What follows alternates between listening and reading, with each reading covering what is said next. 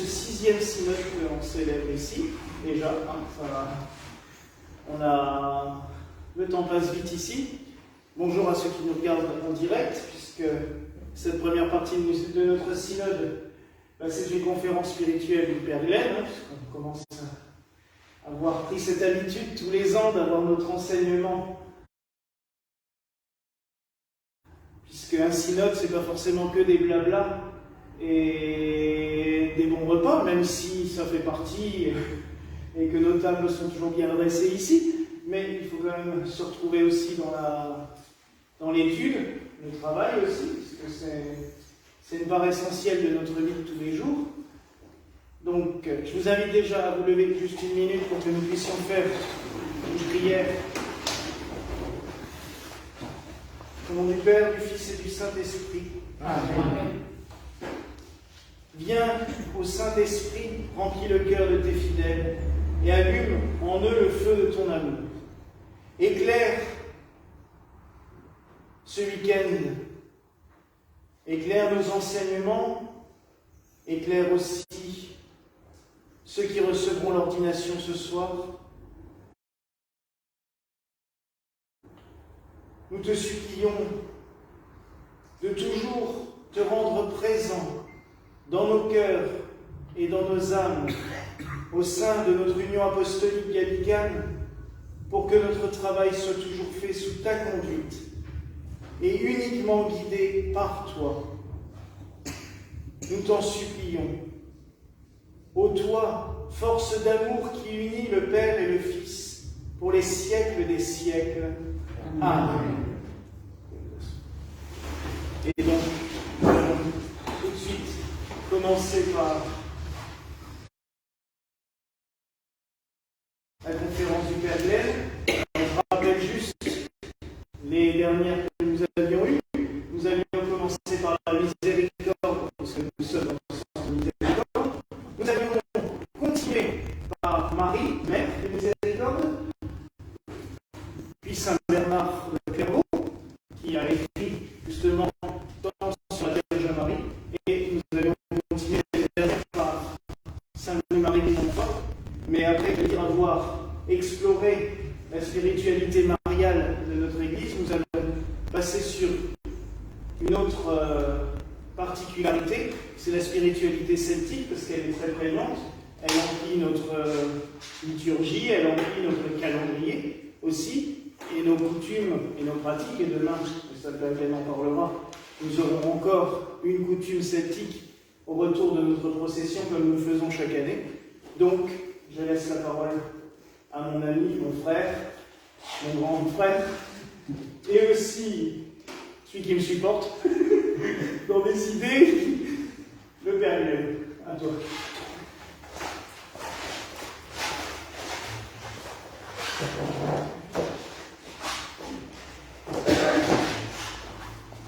Je vais préciser déjà du début que si on va parler de la spiritualité celtique, qu'il s'agit bien de la spiritualité celtique chrétienne. Parce qu'un peu moins aujourd'hui, mais jusqu'à une dizaine d'années, c'était la mode du jour. Tout ce qui était ésotérisme, néopaganisme, druidisme et je ne sais plus quoi, mais il ne s'agit absolument pas de ça. Même si l'Église celtique a incorporé dans son expression de la foi catholique des éléments de leurs anciennes cultures. Comme l'Église d'ailleurs l'a fait toujours, partout, au long des siècles. On célèbre Noël le 25 décembre, pas parce que Jésus soit né ce jour-là, mais parce que c'était déjà une fête liée au soleil. Et il y a beaucoup d'exemples. Le tout dernier, plus récent, c'est aux années 50, quand le pape Pie XII a christianisé la fête du travail des socialistes, et il en a fait la fête de Saint-Joseph Artisan. Beaucoup ont râlé à ce ton-là. Oh, ils ont fait de Saint-Joseph un communiste, mais non, pas du tout. Même l'apôtre Paul, quand il écrit à Tite, qu'il avait laissé à Crète pour organiser un peu l'Église, il cite d'un écrivain grec païen et il dit un de leurs propres prophètes.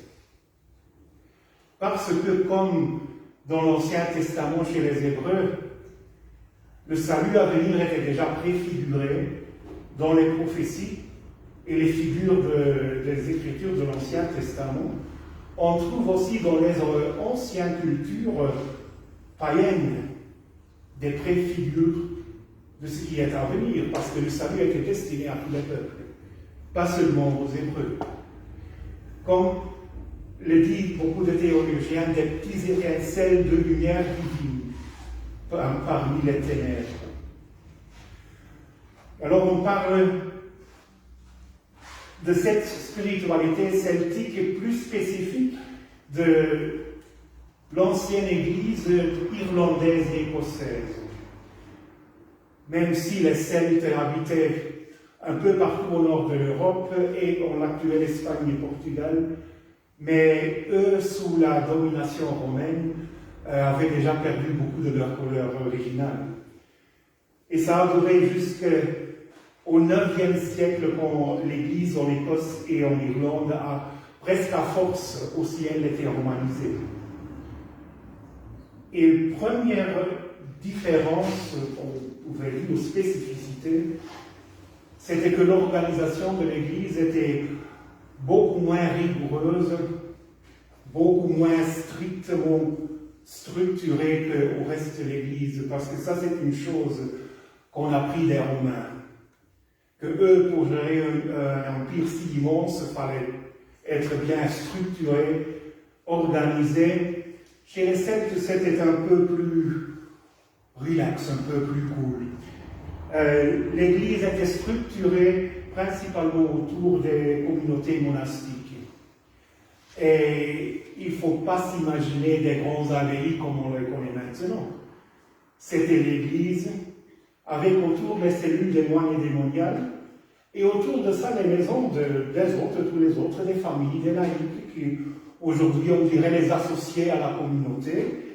Et c'était comme des petits villages, gérés par deux personnes.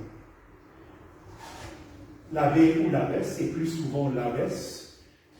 Il ne faut pas oublier qu'en Irlande, de cette époque-là, les femmes avaient les droits égaux aux hommes. Que ça, avec la romanisation, c'est perdu aussi. Et un évêque.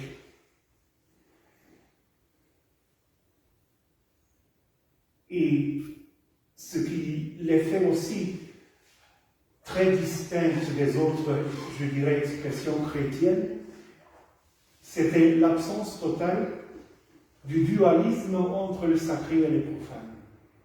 Nous, occidentaux, on aime bien catégoriser, classer les choses, les mettre dans les petites boîtes avec une étiquette, ça, c'est ça, c'est ça. Ce n'était pas comme ça chez les Celtes. Il n'y avait pas de profane, tout était sacré. Dieu était en tout. Pas comme on connaît le panthéisme païen, qui disent que tout est une divinité, non, mais que Dieu était présent en tout, partout. Ça se voyait dans leur vie de prière, parce qu'il y a des bénédictions celtiques pour tout. Quand on se levait le matin, quand on se lavait, quand on allumait le feu, pour allaiter les vaches, et on peut continuer comme ça. Il y en avait une prière pour tout, que tout leur quotidien, jusqu'aux petits détails, était sanctifié par la prière. Il y a un parallèle avec ça dans le judaïsme. Chez les Hébreux, on a la tradition de les appeler brachot, les bénédictions. Ce sont des invocations, des prières très courtes, qui commencent tous par les mêmes paroles. Baruch atah Adonai Eloheinu melech haolam. Béni sois-tu, Seigneur Dieu, roi de l'univers, parce que tu as fait lever le soleil, parce que tu nous donnes du pain à manger. Il y en a des centaines. Les Juifs de stricte observation, les chassidim, ils ont obligation d'en réciter un certain nombre par jour. Aussi par eux toutes devenaient prières. Chaque geste du quotidien était sanctifié par la prière. Chez les Celtes, ils connaissaient aussi ce que on appelle par un nom latin les lorica ou les quieras, les prières de protection, ou aussi bien dit les prières circulaires. C'est un élément qu'ils ont adopté vraiment de leur ancienne culture où on traçait des cercles de protection autour du village, autour de la maison, de la famille, des enfants.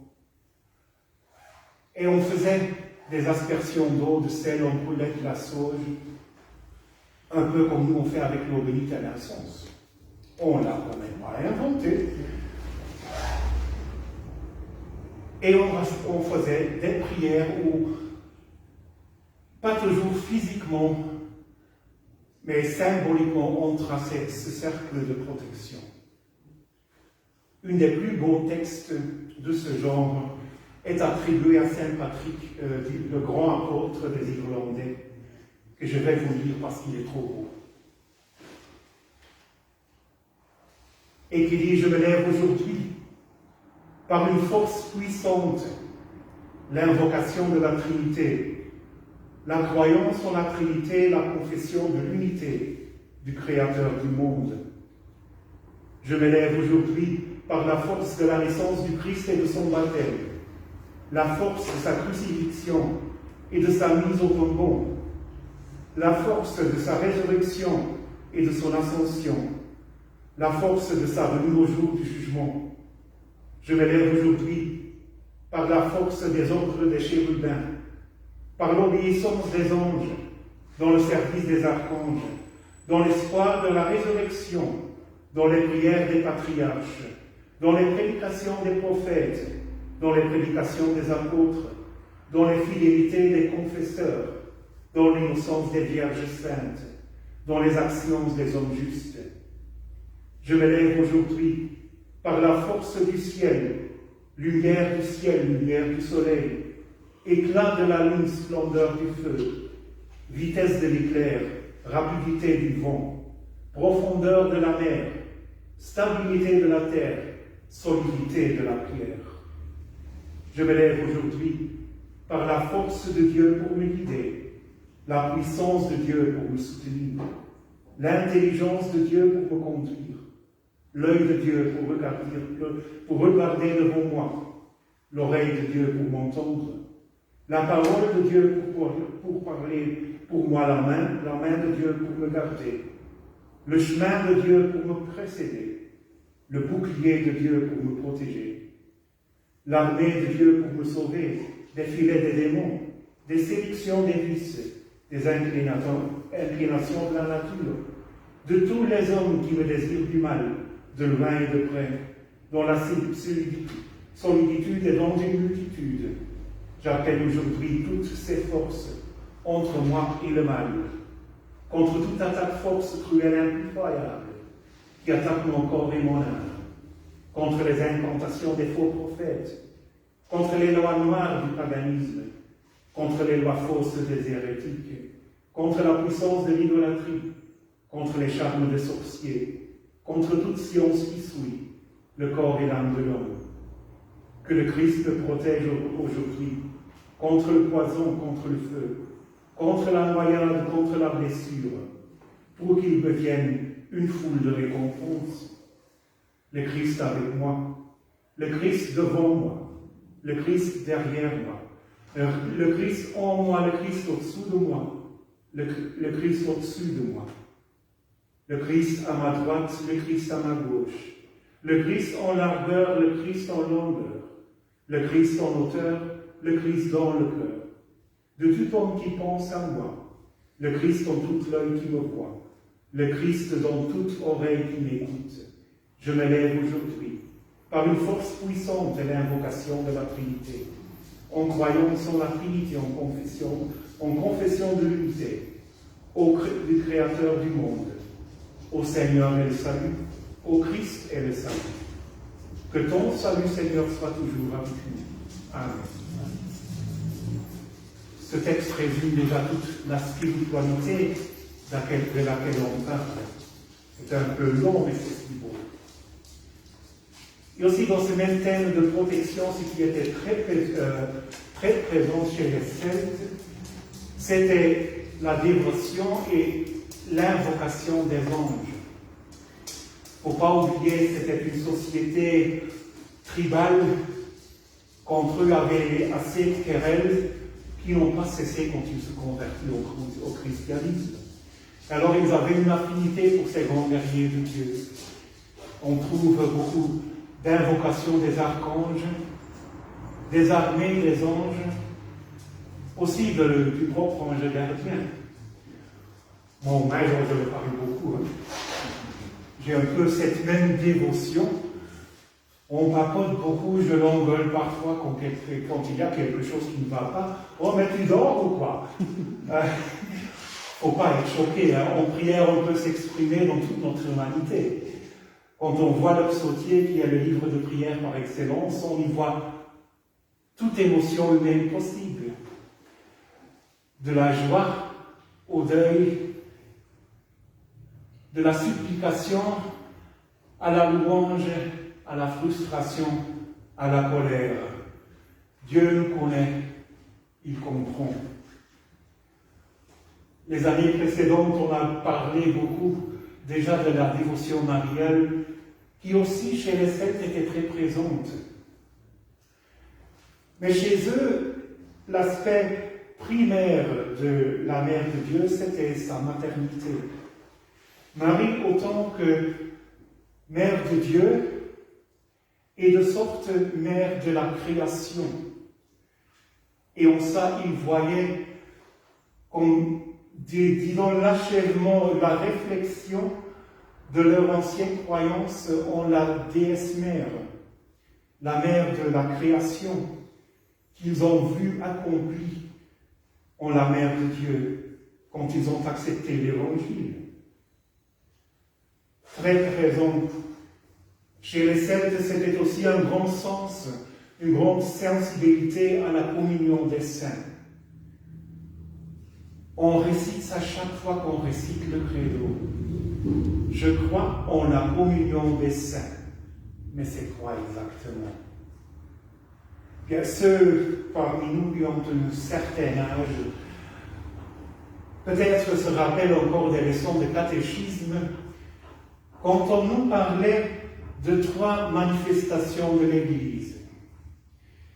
Il y avait l'Église combattante, que ça sommes nous ici sur terre. L'Église triomphante, ça sont ceux qui sont là au ciel. Et puis l'Église souffrante, ça sont eux qui sont en transition, les âmes du purgatoire. Et ce principe était très présent dans l'Église celtique. Déjà, l'Église combattante. Le sens de communauté et de fraternité, d'amitié fraternelle était très importante pour eux.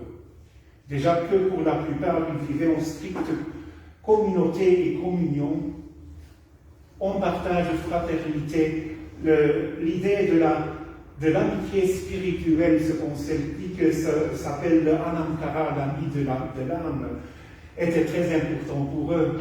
C'est une chose bien différente que d'un père spirituel à son élève. Mais c'était plutôt au même niveau, une amitié spirituelle pour se soutenir, pour se supporter. Moi, j'ai trouvé le mien. Je vous encourage. Ce n'est pas toujours facile de vivre en communauté, d'être humains tous ensemble, avec les différents tempéraments, les différents caractères.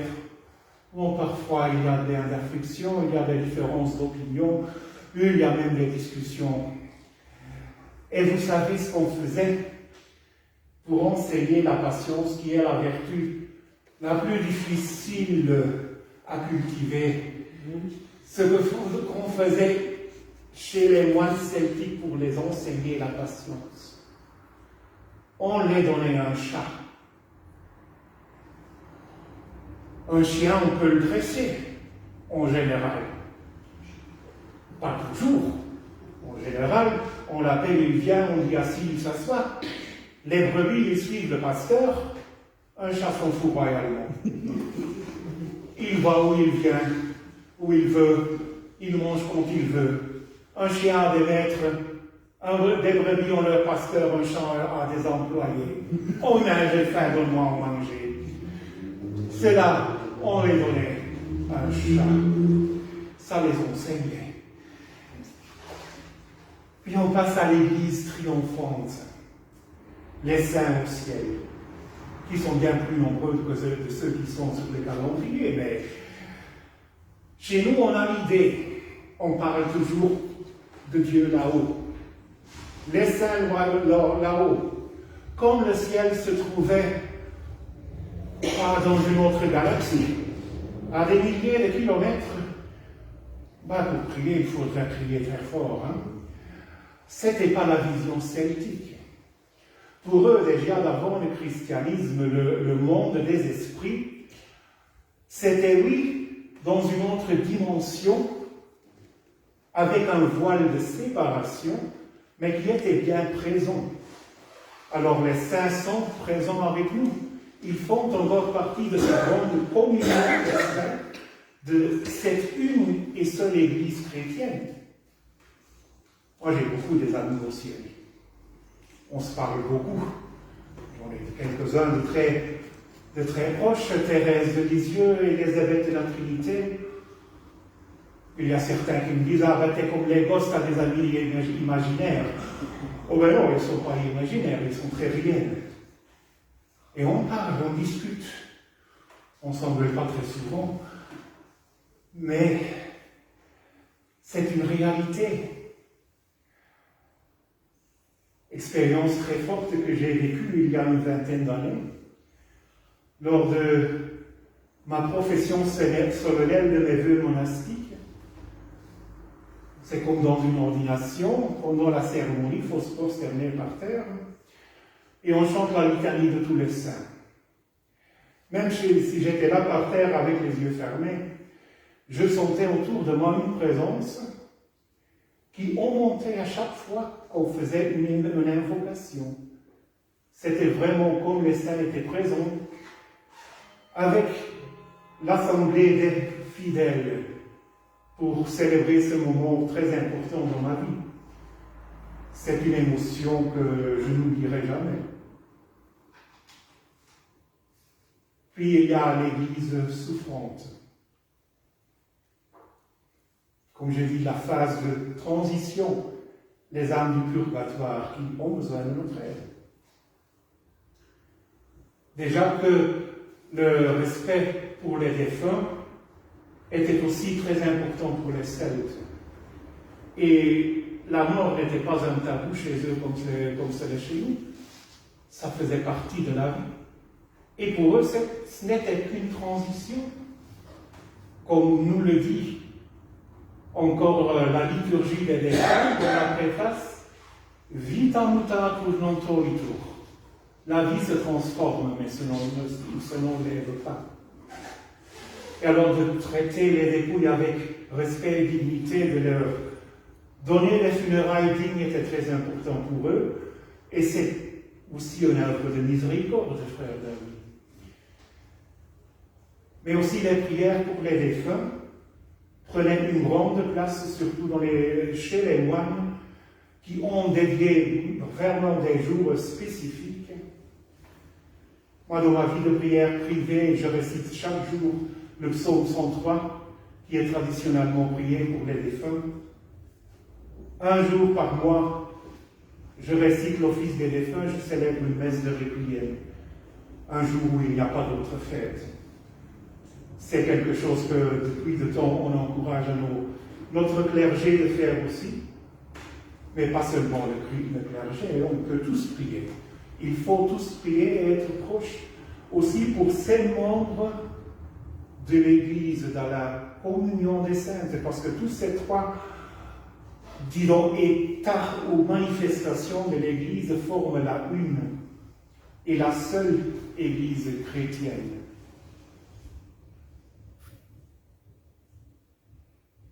Autre aspect très important, Pour les Celtes, c'était le pèlerinage. Les moines celtiques ont parcouru le monde, littéralement. Ils partaient sans savoir où ils allaient, mais ils suivaient l'Esprit pour trouver ce qu'ils appelaient leur lieu de résurrection, ça veut dire là où le Christ voulait les amener. Il y a des fortes indications archéologiques que ce n'était pas Christophe Colomb, le premier Européen arrivé aux Amériques, mais que c'était des moines irlandais, qu'ils sont arrivés en Chine beaucoup avant Marco Polo. Ils ont littéralement parcouru le monde, ils ont évangélisé grande partie du monde. Mais aussi, le pèlerinage au lieu sacré, c'était pour eux très important. On sait tous qu'il y a beaucoup de lieux sur cette terre où il y a une énergie naturelle de niveau beaucoup plus élevé qu'ailleurs. C'est là que les Celtes croyaient que ce voile de division entre le monde des esprits et le monde naturel était plus fin. C'était à ces lieux-là qu'ils construisaient ces sanctuaires. Ce sont beaucoup de ces lieux-là qu'aujourd'hui sont des sanctuaires chrétiens. Je pense ici en Alsace, au Mont Saint-Odile, qui est un exemple.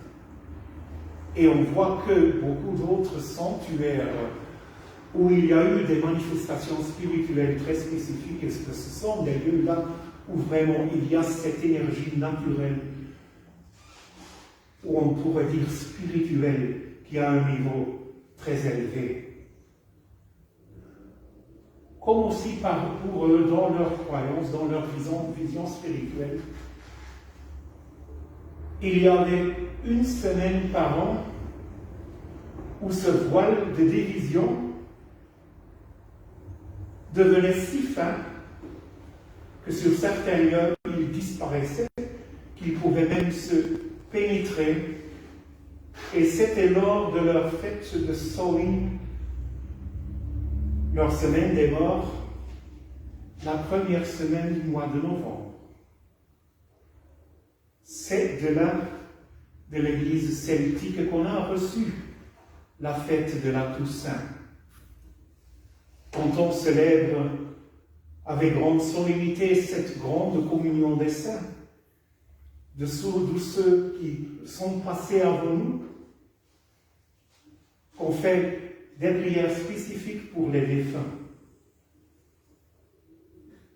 En conclusion, l'Église celtique était une Église eucharistique. Ça, on voit aussi dans notre spiritualité gallicane. Le centre de notre foi, c'est l'Eucharistie. C'est là que c'est vraiment le centre de toutes nos prières, de notre vie d'Église.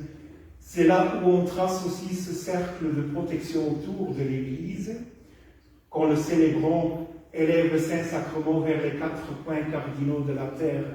C'est symboliquement et avec la présence réelle du Christ de tracer ce cercle de protection autour de l'Église. Les anciens moines celtiques, ils portaient le Saint-Sacrement toujours sur leur personne, bien plus précis sur leur cœur. Dans les siècles suivants, je dirais après la romanisation, l'Église a interdit cette pratique par le risque de profanation plus élevé. Moi je m'en doute. Mais la symbolique est vraiment très belle, qu'ils portaient le Christ sur le cœur et qu'avec ce Christ, ils ont vraiment entouré tout le monde. Voilà, c'est ça ce que j'ai voulu vous transmettre aujourd'hui.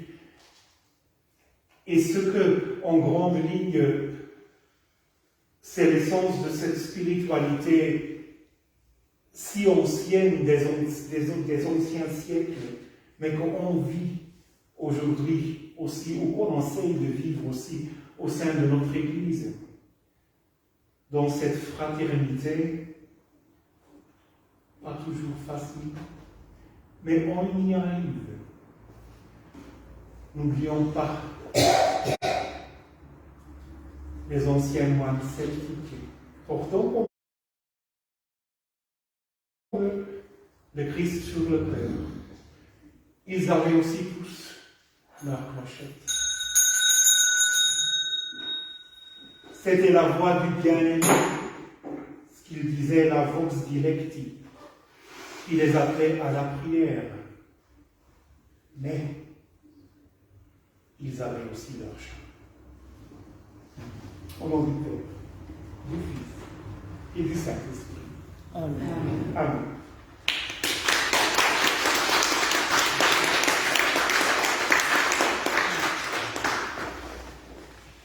Alors, merci beaucoup, Madame Cara. Non, c'est vrai que on en parle souvent sur cette amitié spirituelle qui peut être très forte. Et c'est vrai qu'avec Glenn, on a la chance de souvent se comprendre sans même se parler. Et quand il y en a un des deux qui va pas bien, l'autre lui envoie un message en disant « Tu te sens pas bien ?» Et généralement, c'est vrai. Ça marche bien.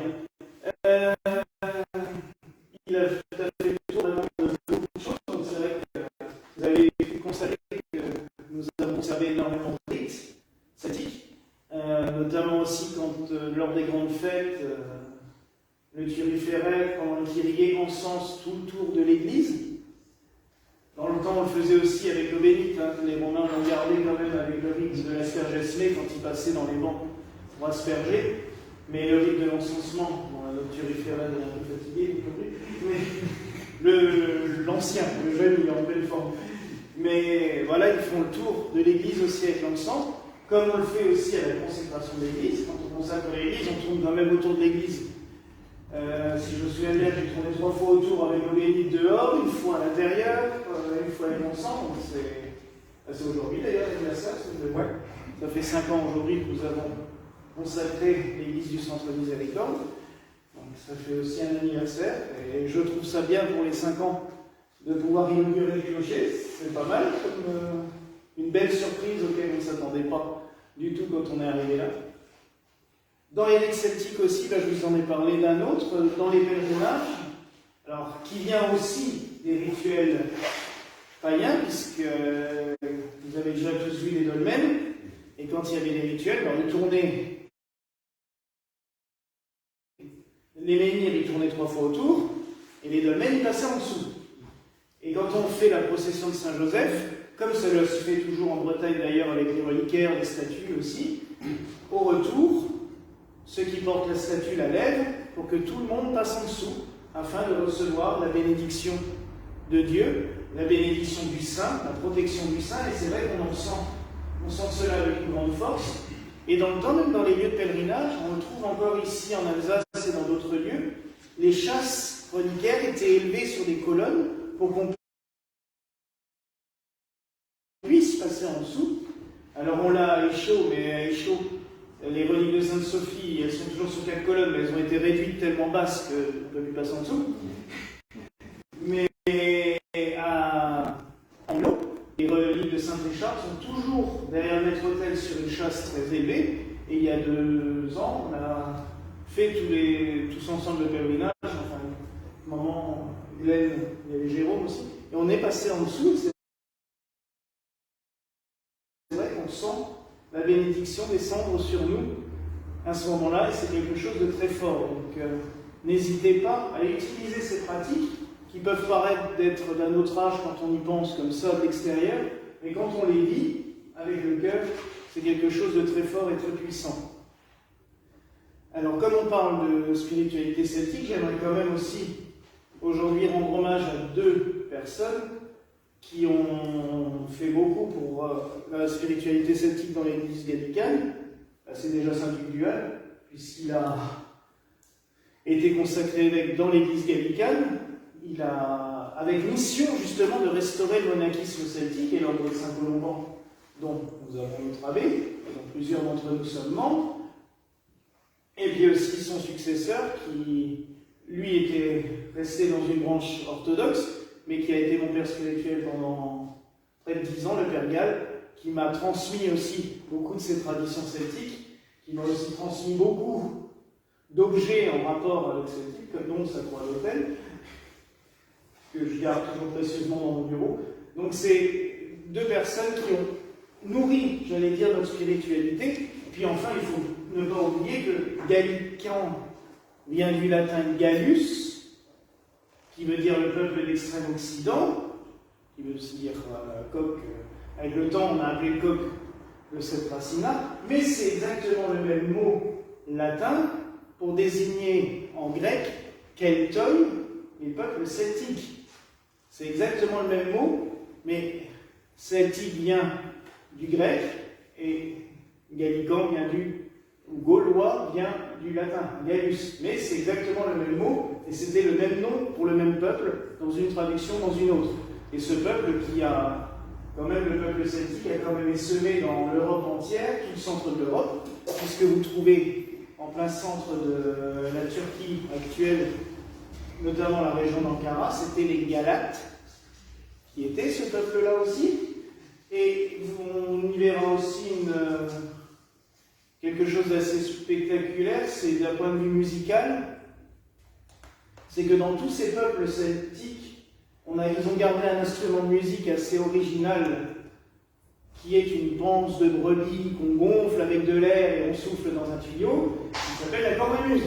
Mais on la trouve aussi bien en Irlande qu'au fin fond de la Turquie, que dans le nord de l'Espagne et dans la région de Galice, qu'on en trouve en Alsace, parce que maintenant il y a des groupes bretons, mais au XVIIIe siècle, nous avions des cornemuses en Alsace dans nos instruments traditionnels. Donc vous voyez à quel point la spiritualité celtique a été très large, elle s'est développée, elle s'est étendue. Et c'est vrai qu'on pourrait rentrer dans des détails extrêmement précis, parce qu'avec les monastères doubles, tout ça, il y a eu tellement de choses. Donc tu pourrais nous faire des conférences tous les jours sur le même sujet. On n'en finirait pas. J'ai essayé de... Voilà. Mais il y aurait de quoi ouvrir le champ sur beaucoup d'autres choses. Donc je te remercie. Mais maintenant, je vais vous laisser la parole, parce que vous avez peut-être des questions ou des précisions, vous avez peut-être envie d'en savoir plus. Non? C'était très clair. Bah, donc, je vous remercie encore. On va passer à la partie du synode, partie plus protocolaire, pour essayer de finir. Il est quelle heure là? Voilà. Donc on va essayer d'avoir fini au maximum pour 5h moins 10, pour avoir une longue pause avant la messe des ordinations, que nos ordinants puissent se préparer aussi tranquillement, que nous aussi on puisse souffler un petit peu, profiter de l'air. Donc on va tout de suite passer à la partie protocolaire. Et ceux qui nous regardent, je vous dis à demain, à tout à l'heure pour la messe, vous y aurez droit. Et on va passer tout de suite à la suite, je vais juste couper ça.